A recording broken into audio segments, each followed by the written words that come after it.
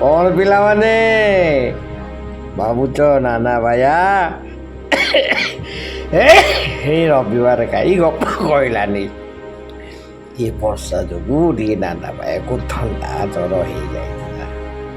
କିଏ କହିଲା ନାନା ବାୟା ତମେ ଯେଉଁ ବଗିଚା କରିଛ ଫୁଲ କୁଣ୍ଡ କରିଛ ସେଥିରେ ସବୁ ପାଣି ଜମିକି ଅଭଡ଼ା ଆଣି ଅଭଡ଼ା ଖାଉଛ, ପାଣି ଜମିକି ଲାର୍ଭା ହେଇକି ଡେଙ୍ଗୁ ମଶା ହେଇଥିଲେ। ତେଣୁ କ'ଣ କଲି ସେଦିନ ଶେଷ ସାରବଣ ରବିବାର ଦିନ ସବୁ ପାଣି ଜଗିଥିବା ଖାଲ ଖମାକୁ ପୋତିଦେଲି, ମାଟି ହାଣ୍ଡି ଗୁଡ଼ାକୁ ଫୋପାଡ଼ି ଦେଲି। ସବୁଦିନ ବାଡ଼ିରେ ଯେଉଁଠି ପାଣି ରଖୁଥିଲି ତାକୁ ବଦଳେଇଲି।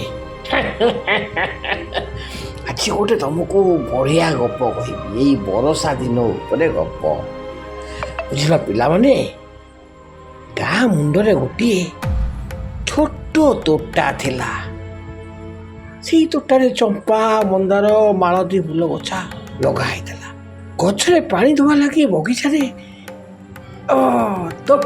ତୋଟାରେ ତମ ଯାହାକୁ ବଗିଚା କହୁଛ ଆମେ ତୋଟା କହୁ, ଗୋଟେ ଛୋଟିଆ ବାମ୍ଫି କ'ଣ ବୁଝିପାରୁନ?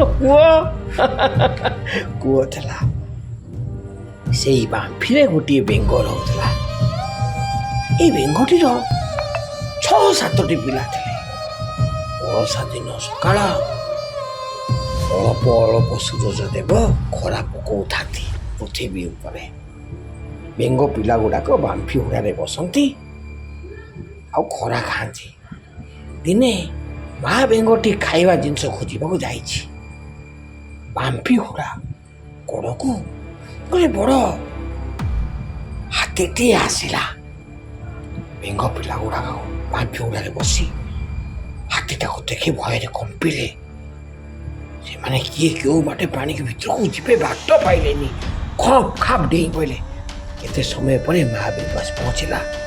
ପିଲା ଗୁଡ଼ାକ ଭୟରେ କମ୍ପୁଥିବା ଦେଖି ମା ପଚାରିଲା, କିରେ ତମେ ମାନେ ଏମିତି ଥରୁଛ କିଆଁ, କ'ଣ ହେଇଛି?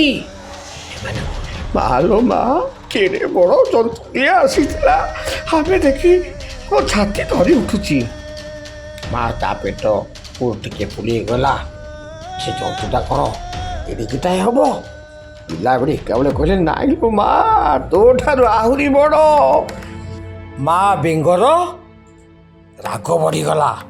କହିଲା କ'ଣ ୟାଠୁ ଆହୁରି ବଡ଼? ହେଇପାରିବନି, ମୋଠୁ ବଡ଼ କେହି ନାହିଁ। କହି ମା ବେଙ୍ଗ ଆହୁରି ଜୋରରେ ପେଟ ଫୁଲେଇଲା। ଦେଖିଲ ଏତିକି ବଡ଼ ନା? ପିଲାମାନେ କହିଲେ ନାଇଁ ଲୋ ମା, ଆହୁରି ବଡ଼। ବେଙ୍ଗକୁ ଆତ୍ମାକୁ ବାଧିଲା ବେଙ୍ଗର।